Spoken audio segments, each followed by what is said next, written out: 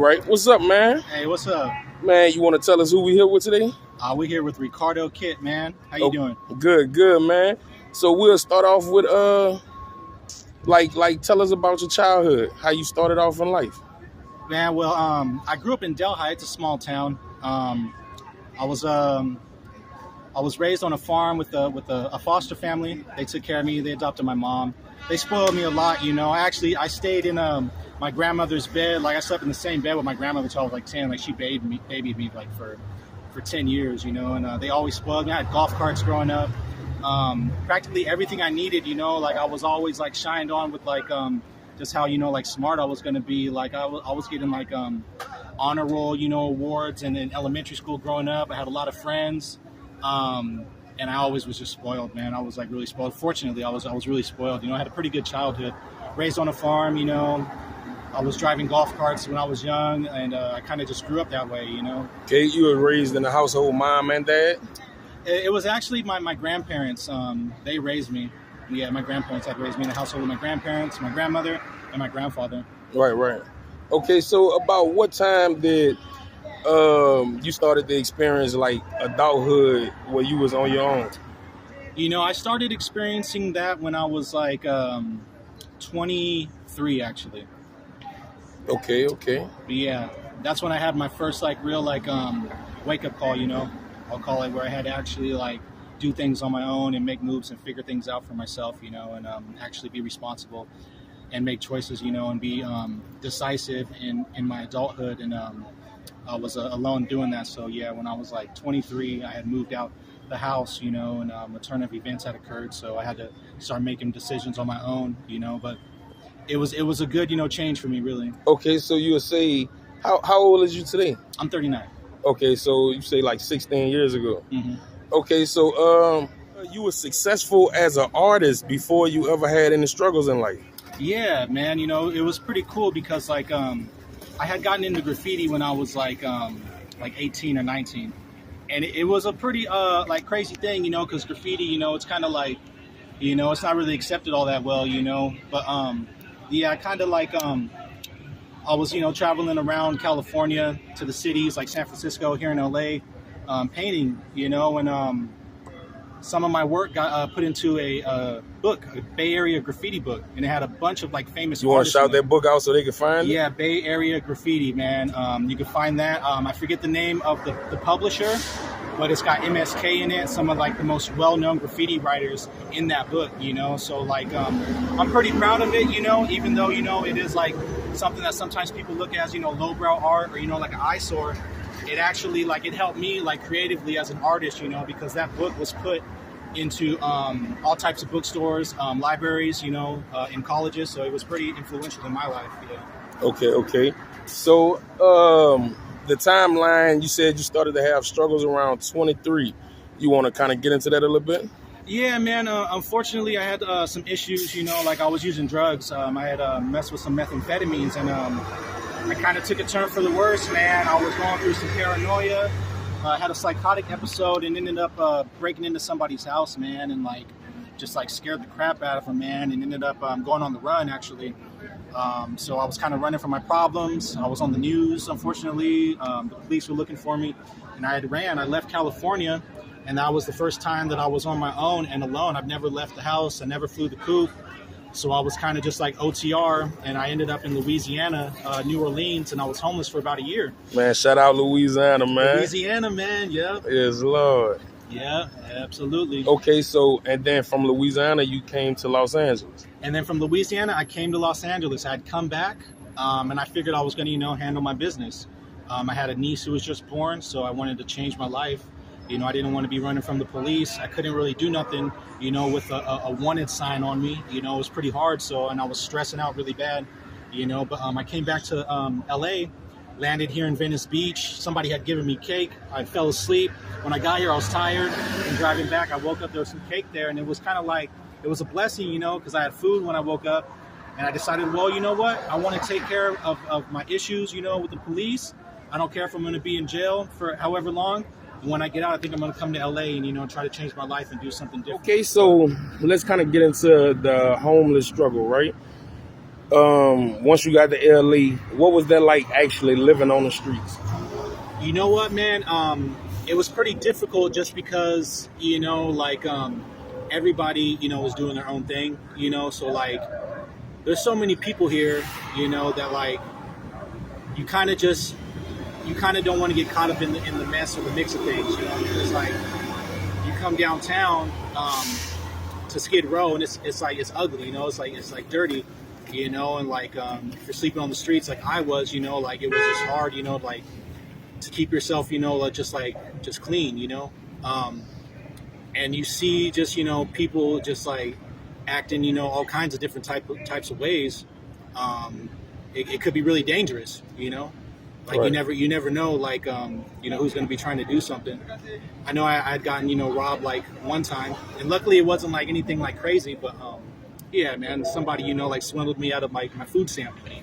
Right. So like, they just showed me I couldn't trust nobody at that point. Right. What was kind of one of the hardest things you had to deal with while being homeless?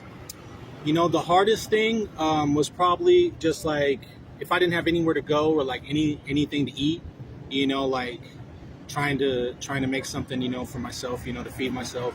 At that point, like, I knew that like, if I wasn't gonna do it, like, nobody was gonna help me, because everybody's like caught up in the rat race, so I was kind of, just like, trying to just make way for myself. I ended up coming down here to Skid Row because they have resources down here, and there's like so many people out here, that are, going through like the same situation.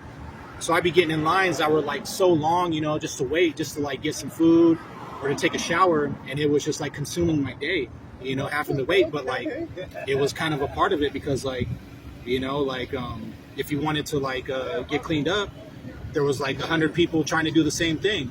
Either you wait, what I'm saying, and spend your day, doing that, or you go continue to just, whatever it is, in the streets. And I was kind of like, I was fed up. So I was like, okay, so I'm gonna be at these places where these resources are to try to help me get cleaned up, take a shower.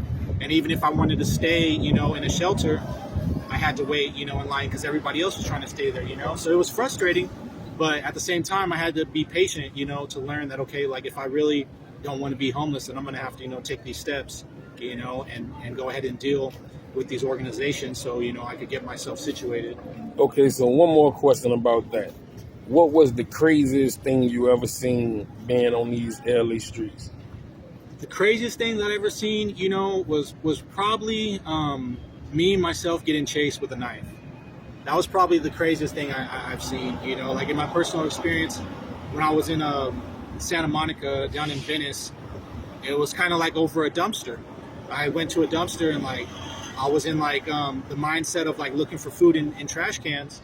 And I got into an argument with another homeless man, and he pulled out a knife on me.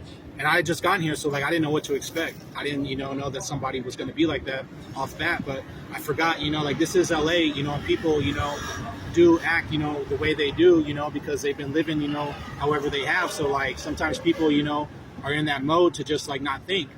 So I ended up going to this trash can, and like the dude, I don't think he wanted to share, and I kind of got upset. And I told him like, man, come on, man, like the trash can, get out the way. Let me hop in there. And we started arguing, and he ended up pulling a knife on me, and it scared me. I ran, and he chased me, and luckily, like, I didn't, get hurt or anything, but like it showed me like my attitude, basically, like how Right, I interact like with people. right. I get what you're saying. Like, you can't fight all battles. Yeah, so like I seen that, and that was basically just like telling me, the truth about myself. Like when it really comes down to it, like I don't want to have any problems with anybody because like there's a lot of people here, going through all types of stuff. So, and people, like sometimes aren't in the best of moods. Sometimes people, might be going through something that I don't even know what's going on. So it's like, I just, wanted to be on my P's and Q's at that point, just for my safety and to ensure the safety of other people as well. Okay, and how long would you say this struggle lasted? It lasted probably for about 2 years. Okay. So after all those struggles, what can you tell us what brought you out of that and how you're doing today? Yeah, family that was a big influence. I really wanted to be there for my family. They live up north in Modesto, and I didn't want to see myself struggle anymore, and had a lot of friends, who were struggling, so I wanted to do better for them. So I ended up actually getting into school, where we actually met at diversified college, and I ended up taking the TLT program, getting my diploma, and that kind of just like set me straight. Like it made me realize that like no matter what I was going through, like that I could recover, I could get my education. I could get a diploma, I could get a career, and once I got on that path, I decided to stay in school, and I got my medical assistant diploma, and I ended up doing an externship with the clinic, and it put me in the mind state of wanting to like help people in healthcare.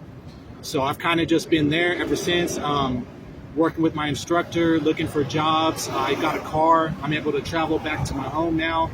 I'm financing that, which is helping me, stay focused on commitment to what I need to do and ensure, that I'm trying to focus on stability and getting my work life situated. I have shelter now. I'm in a temporary housing unit. I'm about to get my own place. Everything's looking pretty good for myself now. I have friends that are there supporting me. I go to Bible studies. And so education, I think that's like the number one important thing for me that influenced me, because it's never too late to go back to school. And I had known that like since I was in school before, that I had an instructor who told me, just like always know that your education is there for you. And there was people that were in school that were like in their 80s, 60s, 70s, people that were older that had, been in school, that had went back to school to get their education. And I think that was something for me that like I knew that like, okay, I could go back to school and I could get my education. I don't have to worry that I haven't been in school for X amount of years. So it really did influence me positively, and it made me inspired that, like even if I hadn't been in school, like studying and learning, like a certain trade, that I could go back and school's going to accept me. If nowhere else in the world is going to accept me, school's going to accept me. So I went back to school, after going through, all the issues with the law, and like dropping out, and, even not having the confidence there, the lack of confidence, not sure, kind of skeptical about going. I decided to go. Somebody had pulled me aside and they got me back in school, and then I got 2 diplomas, and now I've had a couple jobs like working as a medical assistant.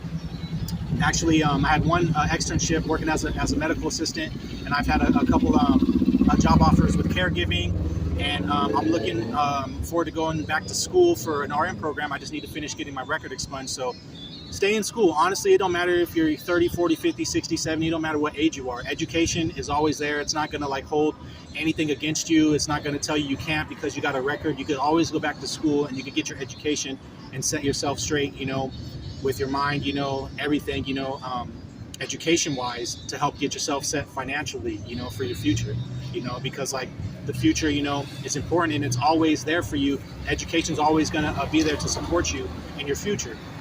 So just remember that, like if you're thinking about going back to school, and you're, thinking, well, it's been so long or whatever, don't worry about that. Don't worry about the time that you've been away from school, or if you don't have no education, don't worry about that either.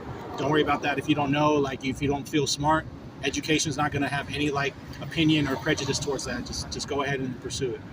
Thank you guys for watching. Stay tuned, man. If you want to catch me, more of this, go to Los Angeles Street Vlogs and find me there. Shout out to Y Kim for shooting and hosting this interview, man, and I hope you guys have a wonderful and blessed day. All right. Also, Ricardo Kid 6 at Instagram. You can find me there also. But shout out to Los Angeles Street Vlogs for handling this interview, y'all. You guys have a good day. All right. What's up? So first and foremost, I want to shout out Ricardo. Ricardo is 39 years old. He's from Modesto, California. He grew up in Dale High, California. He had a really good upbringing, a real good support system. Around 18, 19 years old, he started partaking in graffiti art. He got put in a book in the Bay Area, graffiti art book, with people like MSK and stuff like that. So you guys should actually go check that out. And around 23, started experiencing struggles in the streets to where he actually ended up in trouble with law enforcement. He went to Louisiana for some time, came back to Los Angeles to clear up his record with law enforcement because he was trying to turn over a new leaf, start a new life. So at this same point, he was experiencing homelessness. So he fought his way through homelessness. He ended up getting himself housed. He ended up going back to school. He went to school. He got certified in as a medical assistant. Now he's currently working his way to become a healthcare professional. He still have a couple steps to go, but he's right there. So shout out Ricardo. Y'all stay tuned. We got more great interviews to come. Yeah, man.